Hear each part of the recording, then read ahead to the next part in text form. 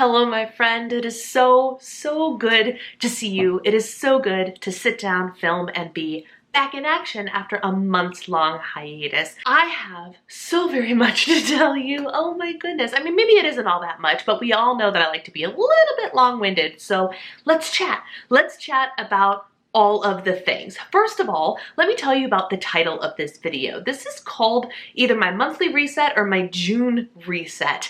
And I got the idea for these monthly reset videos from content creator Michelle Reed, who actually got the idea from content creator Carter Sullivan. So this is not at all my idea, but I saw it and I really liked this sort of video approach. And what the monthly reset is meant to be is kind of a time when the creator sits down and does a little bit of all of the resetting that happens at the beginning of the month, which includes sharing a couple of current favorite things with you and their goals for the month and reflecting on how they did the past month on their goals and everything in between. Some people use it for like budgeting and sharing their budgeting systems. Others do it for cleaning resets, all of those things. And I thought, what a brilliant idea to be able to kind of just put all of these things into one video. And so I decided that I wanted to test drive doing the exact same thing. So when you see monthly reset on my channel, it's going to be a little bit of a monthly recap.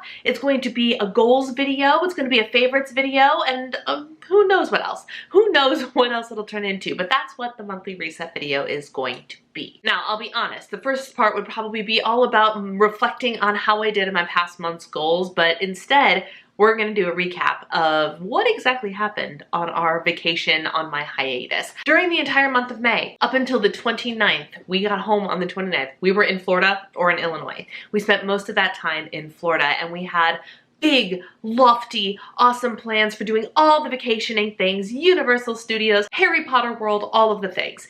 And the world had other plans for us instead. So what happened while we were down in Florida? Well, first of all, my husband and I both caught COVID, which we knew was bound to happen at some point. It's inevitable, right? We are vaxxed, we are boosted, and so thank the good Lord we ended up with pretty mild cases of COVID. We did end up spending most of our time that we were actually able to go out going to playoff hockey games because my husband's hockey team managed to make it to the playoffs, and since we were in Florida, we decided what a great opportunity to do that.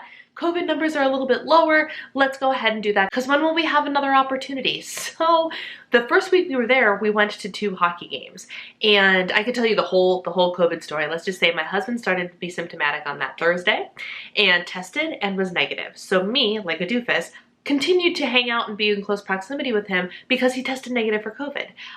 By Saturday, he wasn't feeling better and was actually feeling worse, and lo and behold, he tested positive for COVID.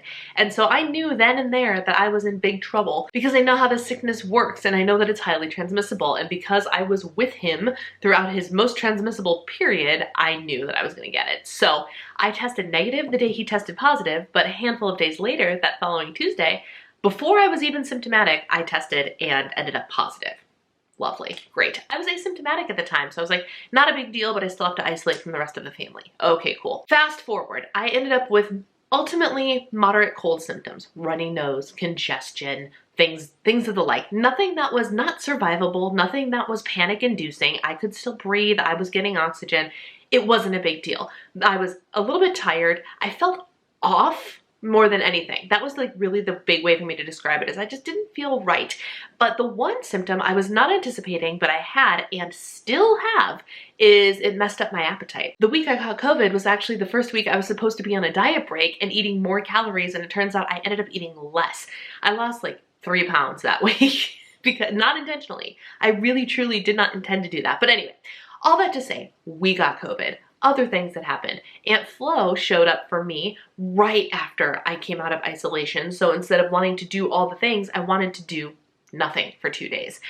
So I kind of put a little bit of a damper on like, let's go and spend all day out in the 90-degree heat doing a whole bunch of crazy things, because Your girl did not want to do that. She wanted to do quite the opposite. Now, we had a great time doing what we did end up doing. It was awesome. In the meantime, my husband had some canker sore outbreaks in his mouth. We think that might have been because of COVID, like an inflammatory response type of things. So he was really not feeling hot even after COVID started to go away.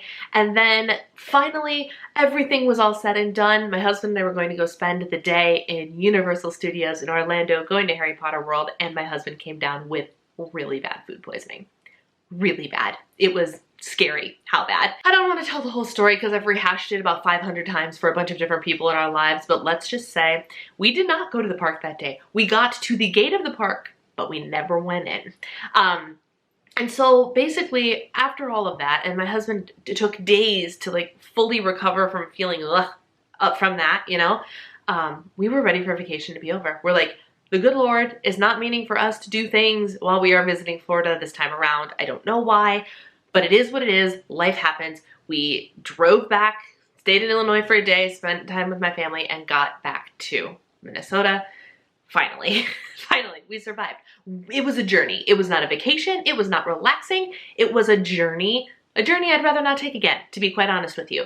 So within that, my intentions of spending a lot of time in reflection, spending a lot of time in R&R mode didn't happen. Reading a lot didn't happen. There was a lot of days where, especially when I was in the height of my COVID symptoms, I didn't feel like doing anything. Like poking at my phone and watching episodes of cooking shows was about what I had energy for.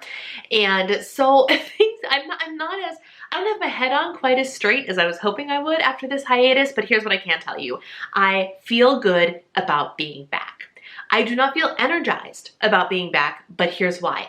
I actually have a couple of lingering COVID symptoms. Presumably it's COVID, and they are: my appetite is still not what it used to be. Sometimes things make me feel nauseous. Sometimes things make me just go, ugh. Sometimes I can go for not eating hours at a time. And then some days I'll be ravenously hungry and feel so nauseous and I'm like, oh, I have to eat immediately. It's just been very weird and very inconsistent. That's the first thing. The second thing is I have really bad nasal congestion all the way up in the back. Not a runny nose, not a nose that needs to be blown constantly, just in the evening. I'm very congested and I don't know why. I anticipate that also has something to do with allergy season. So I have that, and then my energy. My energy and my stamina is not what it used to be, which is infuriating because my APAP and I are like, we're bonding, we're getting along great. And so in theory, I should have more energy. And instead I have this lingering fatigue that I cannot shake. And like, even now I'm just like, I'm tired. I could sit and do nothing. And it's actually taking a lot of effort and energy to speak and be energized in front of the camera. So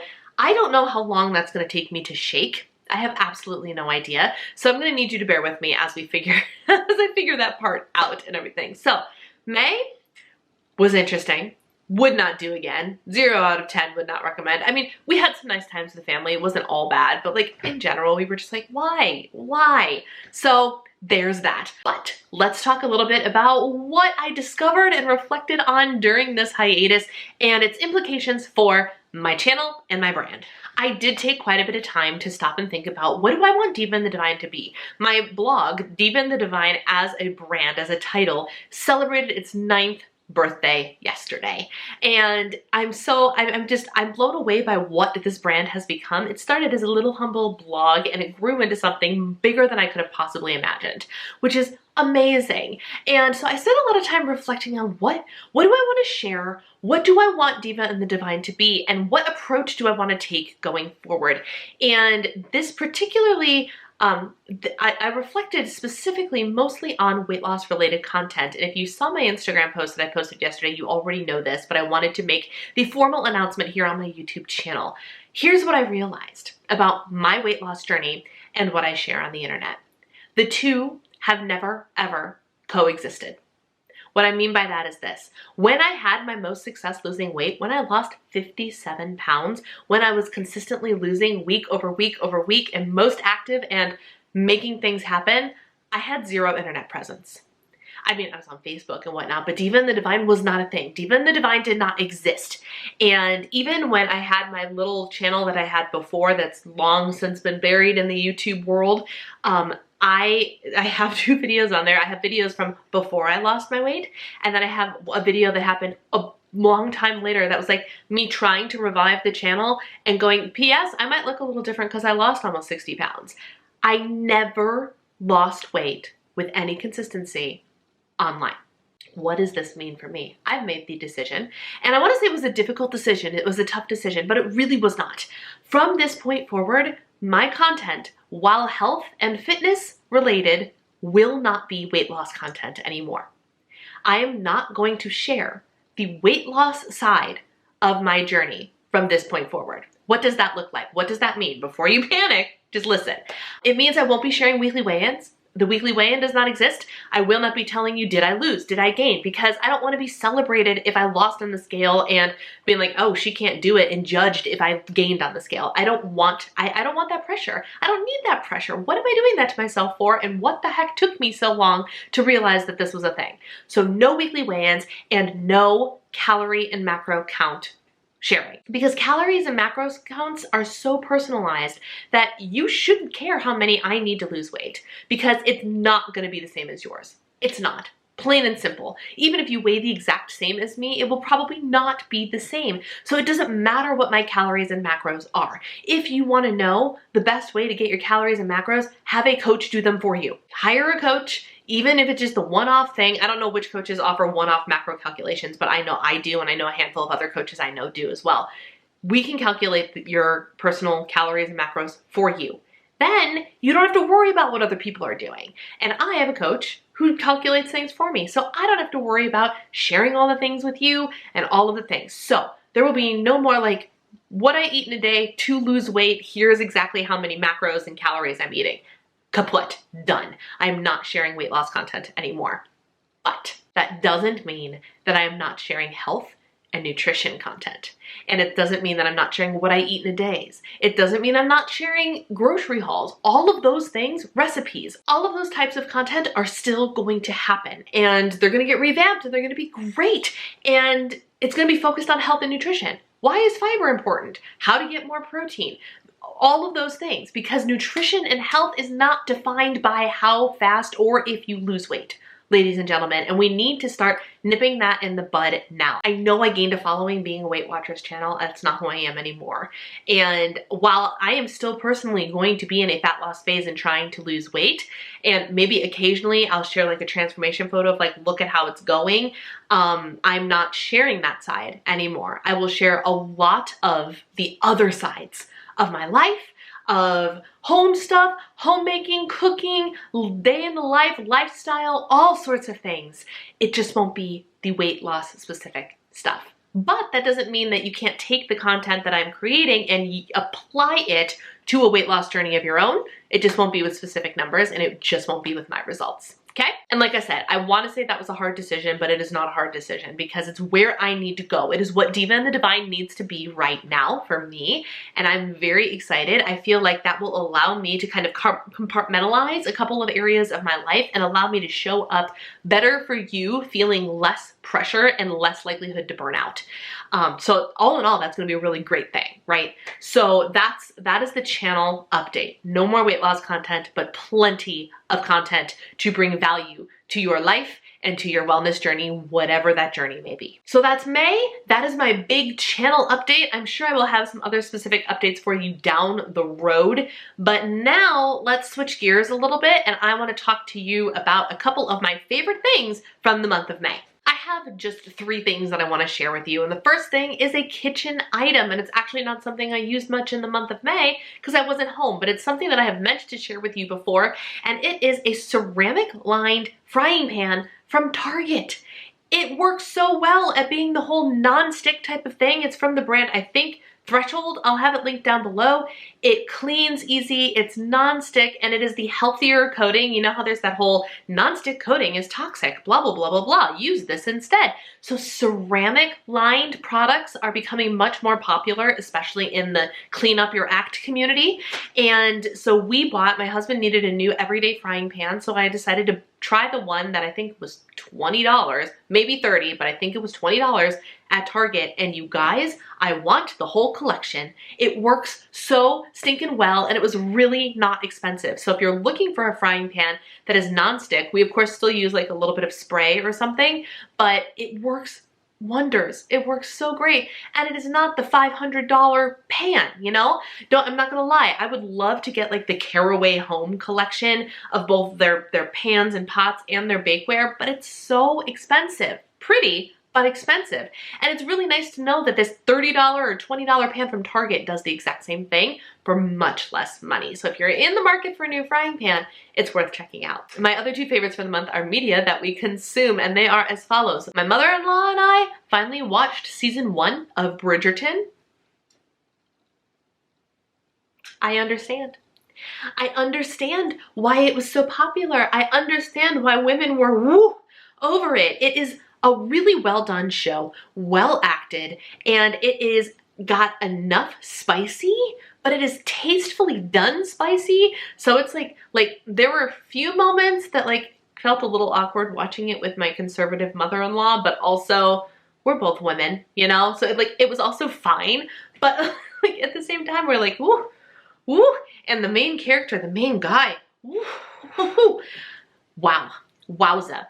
So season 1 of Bridgerton, totally highly recommend. With the understanding that I haven't watched season 2 yet, and from what I know about season 2, I'm not nearly as excited about it as I was with season 1, but season 1 was definitely worth watching nonetheless. A little bit spicy, a little bit fun. There's comedy, there's drama, it's great. It was a great, great show, thoroughly enjoyable. I'm sure at some point I will watch season 2. I just haven't picked it up yet.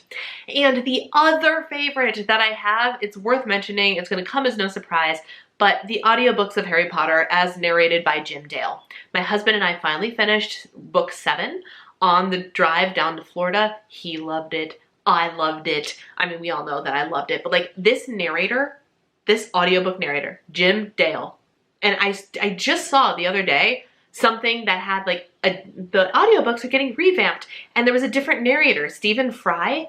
Jim Dale is the one we listened to, and he's fabulous. He's awesome. I have nothing but amazing things to say about this narrator. The voices that he did, his voice acting was absolutely incredible. It was so entertaining. It doesn't matter that I've seen the movies a million times and read the books multiple times. Listening to the audiobooks narrated by him was a completely new and heightened experience for me that I loved, and I guarantee you I will listen to again because it was so stinking enjoyable. And my husband loved them as well. Big fan. So he completed his Harry Potter journey. We just finished the 7th movie rewatch last night. We're all in on the Harry Potterness, which is why it was so devastating that we didn't get a chance to go to Harry Potter World. But next time we're in Florida. Next time. So yes, the Harry Potter audiobooks as narrated by Jim Dale, 12 out of 10 must recommend. So good. All right, so I brought you over to my desk for this last part. And the last part of this reset video is, of course, my monthly goals. I sat down a little bit in between filming part 1 and part 2 and actually assessed what I want my goals to be this month. A lot of them are kind of just get back on track goals, just to kind of keep me accountable and honest with myself as I'm trying to get back into the swing of things, because I originally anticipated getting back into the swing of things to be a lot easier than it is feeling because of just the energy drain and everything. So I'm giving myself grace and I'm going to let myself ease back into that transition, and some of my goals reflect that. So as per usual, we've got monthly, weekly, and daily action items here on my power sheets, starting with get my business finances up to date. I've been a little lax and I think I'm like 2 months behind on business finances, so I gotta sit down and do those. Batch some content for July. I do want to get back into the habit of content batching. Maybe not the entirety of my content calendar, especially since I want to have vlogs and stuff that are situational and will be filmed as they happen, but I do want to get back into the swing of having some pre-recorded and pre-planned out content for you already up and scheduled. Move into the new planners. It is planner move-in month. The new Erin Condren life planners that I have. As a reminder, I have a colorful vertical and I have an A5 sized daily duo. Those both start in July, on July 1st, or technically June 27th. So I want to make sure that I'm all moved in before July starts so the planners are ready to use when the time comes. Do my Style Your Mind workbook. This is the Style Your Mind workbook that I intended to do at the end of May. truth be told, I was like, why didn't I bring this to Florida with me? I was supposed to come back from Florida a week earlier than we actually did, which is why I was like, sure, I'll have time to do this in the month of May, because I thought I would have a week or so home before I had to start jumping back into work, but then we ended up delaying our return a week. So this completely didn't happen. So I want to do it this month instead. And then I just want to go on a date night for ice cream. While we were gone, our favorite local ice cream shop opened back up for the summer season, and I want to make sure that we get a date over there. My weekly action items are super, super basic. 1, an average of 10,000 steps every week. I have been so lax in steps lately, and I know I've been saying that for a couple months, but like really truly this past month was dismal, and rightfully so, right? I have every excuse in the book for it to actually be the way that it is with COVID and all of that. So it's fine, but I want to start getting back into the swing of things. So I'm putting that step goal back on the table as a way to motivate me to get there. The same with weight training. I didn't put a specific number. I didn't. I lifted today for the first time in like 2.5 or 3 weeks, and it was hard. It was very hard. I did like a very basic, let me just try it. I did 1 shoulder move set, 2 leg move sets, and chest, just to reintroduce my muscles to the concept of lifting weights, because it has been so long. So I don't have a set number. I want to ease into some lift 4 and maybe a combination of lift 4 and 645. But for now, I just want to make sure that I'm lifting something. So that's why there's no specific number set there. And then my last one is a weekly in-depth skincare and spa day at home. I've been really lax also in like my mask a couple times a week and doing all of the steps of my skincare every single day. And I want to ease back into that, and I want to make sure at the very least I'm doing like a nice exfoliation and deep mask thing every single week. So once a week is ideal, but if I could get myself back into my skincare routine every day, that would be even better, but baby steps. And then my daily action items are really so stinking simple. Hit my protein goal, which I have not been doing, which is lower, by the way. Quiet time every day, journaling, prayer, devotionals time in my Bible every day. Get moving. Do some sort of activity. Get outside and go for a walk. Get downstairs and do the elliptical. Something, anything. Every day. And hit my water goal. Yeah, it's that simple. Protein, quiet time, moving, water goal. Those are my daily action items. And I feel like accomplishing all of these things will actually just really help me get back on track and get my head back on straight, and hopefully help me shake some of this chronic fatigue that's a leftover COVID symptom. I'm really, really hopeful that it does help. We'll see what happens, but yeah, those are my goals. Those are my goals for the month of June. I gave you my May recap, I gave you a couple of favorites, and I gave you a big channel update. So I think that's enough for this video.